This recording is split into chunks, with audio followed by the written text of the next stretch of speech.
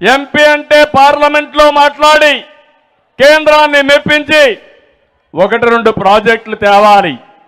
కానీ ఇక్కడుండే సైకో అంటాడు, ఆ ఎంపీని ఒకటి అడుగుతున్నాడు, అవన్నీ అవసరం లేదు, చంద్రబాబును తిట్టావా, పవన్ కళ్యాణ్ తిట్టావా, లోకేష్ని తిట్టావా, వీడియో ఉందా, అది నేను చూడలేదు కాబట్టి నీకు టికెట్ ఇవ్వనబో అన్నాడు ఇక్కడ ఎంపీకి. విన్నారా తమ్ముళ్ళు? ఇది రాజకీయం. రాజకీయానికి కొత్త భాష్యం చెప్పి అపహాస్యం చేసే పరిస్థితికి వచ్చారు.